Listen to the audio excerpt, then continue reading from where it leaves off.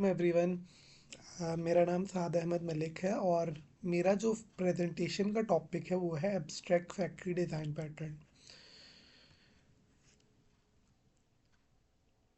Abstract factory pattern को discuss करने के से पहले मैं आपको थोड़ा सा एजेंडा के बारे में बता देता हूँ कि हम इंट्रोडक्शन कि एब्स्ट्रैक्ट फैक्ट्री पैटर्न होता क्या है ये डिस्कस करेंगे, फिर एक रियल लाइफ एग्जांपल से इसको देखेंगे और फिर हम स्ट्रक्चर और इम्प्लीमेंटेशन की तरफ आएंगे और लास्ट पे हम इसके एडवांटेजेस एंड डिसएडवांटेजेस को स्टडी करेंगे। तो मूव ऑन करते हैं कि हमारे पास एब्स्ट्रैक्ट फैक्ट्री डिज़ाइन पैटर्न होता क्या है। ओके, सो इसकी डेफिनेशन से हम स्टार्ट करते हैं कि एक इंटरफेस जिसके थ्रू हम families of related object create कर सकते हैं। ठीक है, a creational design pattern that provide interface for creating families of related or dependent object without specifying their concrete classes। यानी हम कुछ इकट्ठी एक सिमिलर या एक कैटेगरी की ऑब्जेक्ट्स को जो रिलेटेड या डिपेंडेंट हैं एक दूसरे पे, उनकी हम फैमिलीज क्रिएट कर देते हैं और हम वो कहते हैं ये काम एक इंटरफेस के थ्रू कर रहे होते हैं। उस इंटरफेस को दरअसल हम एब्स्ट्रैक्ट फैक्ट्री कह रहे होते हैं। अच्छा, हमारा जो क्लाइंट कोड है वो एब्स्ट्रैक्ट फैक्ट्री से कम्युनिकेट करता है और एब्स्ट्रैक्ट फैक्ट्री के हमारे पास फीचर ये है कि वो एक पूरी फैमिली ऑफ प्रोडक्ट्स को क्रिएट करने की सलाहियत रखती है। ठीक है, लेकिन उस फैमिली ऑफ प्रोडक्ट की खास बात यह है कि वो सारी प्रोडक्ट्स एक सिमिलर कैटेगरी की होनी चाहिए। इसको हम बाद में एक एग्जांपल से भी देखेंगे। इसका मेन पर्पज़ ये है कि जो हमारा क्लाइंट कोड है वो प्रोडक्ट की इम्प्लीमेंटेशन से डीकपल हो जाए। हमारा क्लाइंट कोड एब्स्ट्रैक्ट फैक्ट्री से कम्युनिकेट करता है और एब्स्ट्रैक्ट फैक्ट्री का काम है कि हमें वो प्रोडक्ट क्रिएट करके प्रोवाइड करना क्लाइंट कोड को। इसकी एग्जांपल्स जो हैं वो हमारे पास यूआई थीम मैनेजमेंट, यानी हम अपनी यूज़र इंटरफेस में न्यू थीम्स को ऐड कर सकते हैं। यानी हमारे पास एक लाइट थीम की फैमिली है और एक डार्क थीम की फैमिली है। तो उस फैमिली में से हम वो कहते हैं, हमने जस्ट चूज़ करनी है कि हमने किस कैटेगरी की प्रोडक्ट चूज़ करनी है और उसकी फैक्ट्री के थ्रू हम वो कहते हैं वो ऑब्जेक्ट क्रिएट करेंगे। ठीक है, इसी तरह हमारे पास क्रॉस प्लेटफॉर्म डेवलपमेंट है। अगर यानी हम 3 डिफरेंट ऑपरेटिंग सिस्टम्स पे काम कर रहे हैं तो हमने सिर्फ अब 3 डिफरेंट फैक्ट्रीज होंगी हमारे पास। एक फैक्ट्री विंडोज़ की होगी, एक मैक की फैक्ट्री होगी और एक लिनक्स की फैक्ट्री होगी। इनमें फर्दर डिफरेंट इनके कंपोनेंट्स आ रहे होंगे, कंपोनेंट क्लासेस को ये क्रिएट कर रही होंगी ये फैक्ट्रीज। हमारा काम यह है कि हमने एक चॉइस चूज़ करनी है कि हमने किस फैक्ट्री पे के थ्रू ऑब्जेक्ट क्रिएट करनी है। फॉर एग्जांपल मैं कहता हूँ कि मैंने अभी विंडोज़ की फैक्ट्री की ऑब्जेक्ट क्रिएट करनी है, तो उसमें मैं ये कर सकता हूँ कि मैंने विंडो फैक्ट्री एक क्रिएट की और उस फैक्ट्री के थ्रू मैं वो कहते हैं उस विंडो फैक्ट्री की के थ्रू मैं ऑब्जेक्ट्स क्रिएट कर रहा हूँ उस कैटेगरी की। ठीक है, अब इसको एक रियल लाइफ एग्जांपल से समझते हैं कि एक फॉर एग्जांपल हमारे पास कस्टमर है जो एक रेस्टोरेंट पे जाता है और रेस्टोरेंट में 2 तरह के खाने हैं, वेज खाने और नॉन वेज खाने। ठीक है, तो कस्टमर को जो है वो बार बार ये बताने की ज़रूरत नहीं है कि मुझे अब वेज खाना चाहिए या नॉन वेज खाना चाहिए। तो वो शुरू में एक ही दफ़ा प्रेफरेंस बता देगा और उसकी बेस पे वो अगर बाद में कोई चीज़ उसने ऑर्डर करनी है तो वो अगर वो अपनी चॉइस शुरू में वेज बताता है तो वो बार बार वेज ही खाना ला के देगा उसको वेटर, अनटिल के वो अपनी प्रेफरेंस जो है वो चेंज नहीं कर लेता। ठीक है,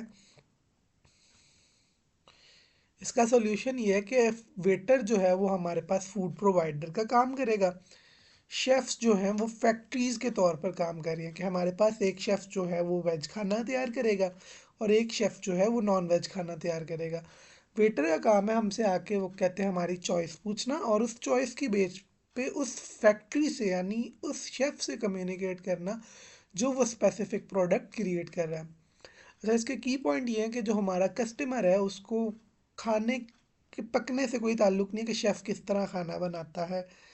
ठीक है, और जो हमारा सिस्टम है वो कस्टमर की प्रेफरेंस को याद रखता है और उसको चेंज भी कर देता है कस्टमर के कहने पर, और इससे डीकपलिंग अचीव होती है वाया एब्स्ट्रैक्ट फैक्ट्री।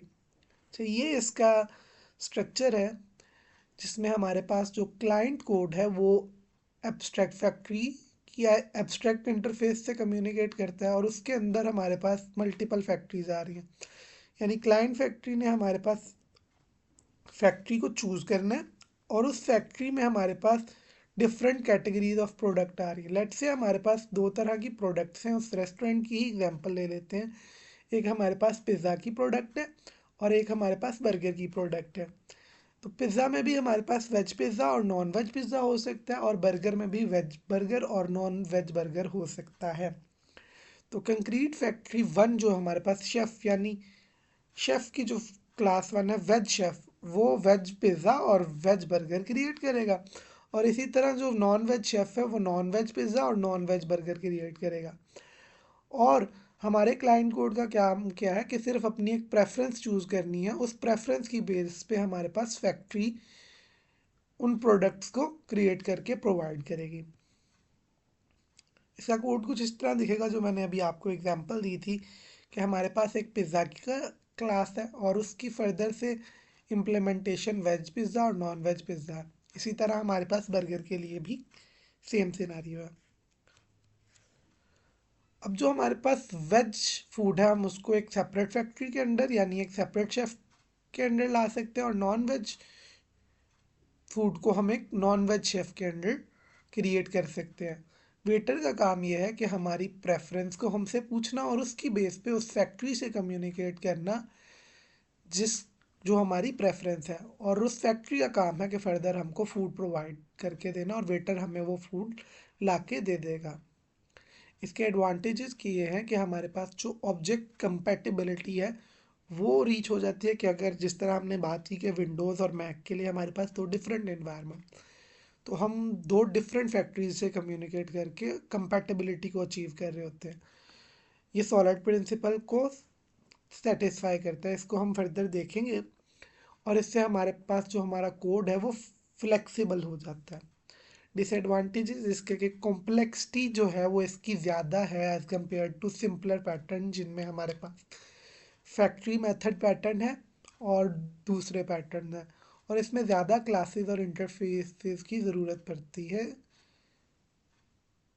ठीक है, तो सॉलिड प्रिंसिपल इस तरह सेटिस्फाई होते हैं कि हमारे पास जितनी भी क्लासेस हैं वो एक सिंगल रिस्पॉन्सिबिलिटी को एडहेयर कर रही हैं, फॉलो कर रही हैं।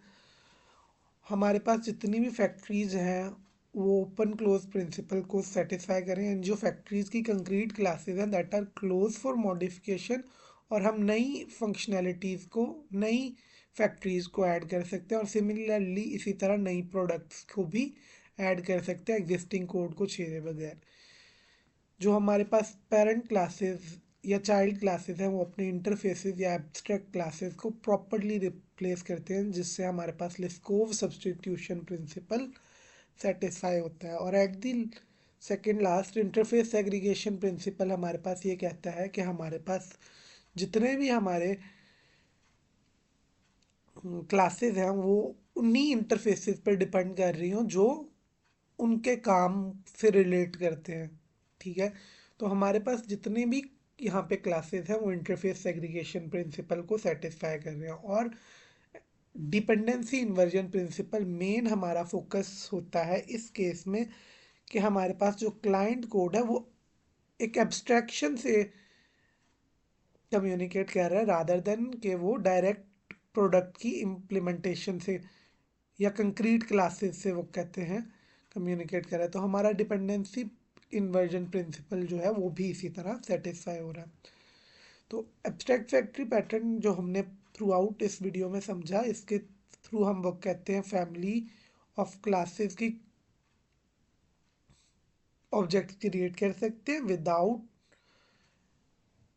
नोइंग द कंक्रीट इम्प्लीमेंटेशन, जिससे हमारे पास कोड में कंसिस्टेंसी, फ्लेक्सिबिलिटी और स्केलेबिलिटी आती है, और हाई डीकपलिंग अचीव होती है through the code logic.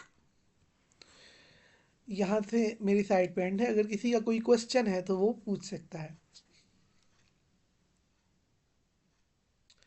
Thank you everyone. और यहाँ पे हमारी वीडियो एंड होती है।